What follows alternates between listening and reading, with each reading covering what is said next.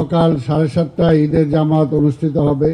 ঈদের জামাত 7:30 হওয়ার পরে আমরা আশা করি যে ঢাকা শহরে যে কোরবানি হবে সেই কোরবানিগুলো 3 দিন ব্যাপী হবে এবং 3 দিনে এই সমস্ত বর্জ্য পরিষ্কার করার জন্য আমরা আশা করি যে সম্পূর্ণভাবে আমরা প্রস্তুত আছি।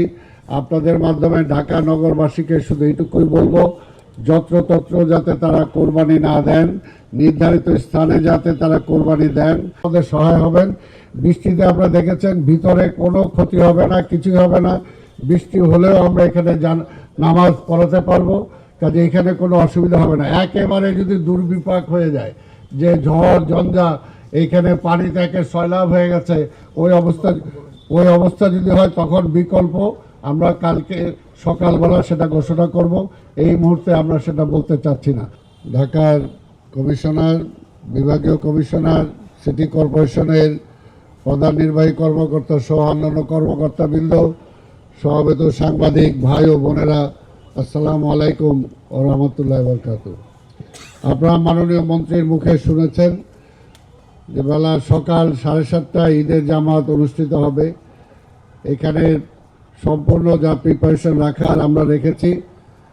এখানে আসন্ন পবিত্র ঈদুল আজহা 2026 উপলক্ষে ঢাকা দক্ষিণ সিটি কর্পোরেশনের নগরবাসীর জন্য একটি পরিচ্ছন্ন ও আনন্দময় ঈদ উদযাপন নিশ্চিত করতে সমন্বিত কর্ম পরিকল্পনা গ্রহণ করা হয়েছে। আজ আমি জাতীয় ঈদগাহ ময়দানে ঈদের প্রধান জামাতের প্রস্তুতি এবং ঢাকা সিটি কর্পোরেশনের কোরবানির বর্জ্য ব্যবস্থাপনা সম্পর্কে এর আগে আমি বলেছি, আজকে আর ডিটেলস বলতে চাই না।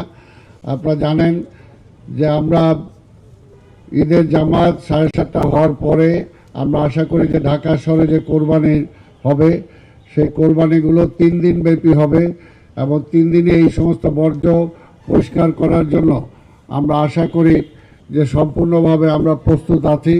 আপনাদের মাধ্যমে ঢাকা নগরবাসীকে শুধু এইটুকুই বলবো, যত্রতত্র যাতে তারা কোরবানি না দেন, নির্ধারিত স্থানে যাতে তারা কোরবানি দেন।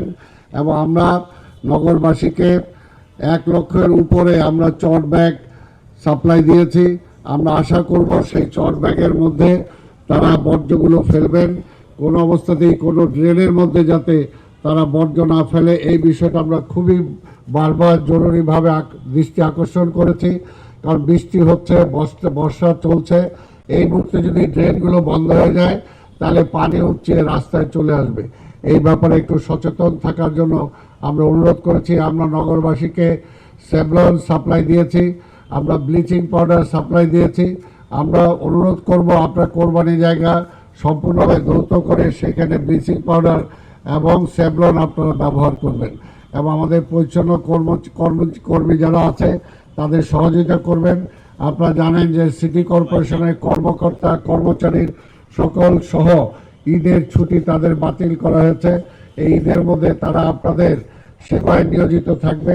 আপনারা যাতে সবাইকে সহযোগিতা করেন সেটাই আমি আশা করব। আর ঈদের জামাতের ব্যাপারে পুরো পরিষ্কারভাবে মাননীয় মন্ত্রী বলেছেন, সেই ব্যাপারেও আমি বলবো যে সকাল সকাল আপনারা এখানে ঈদের জামাতে অংশগ্রহণ করবেন।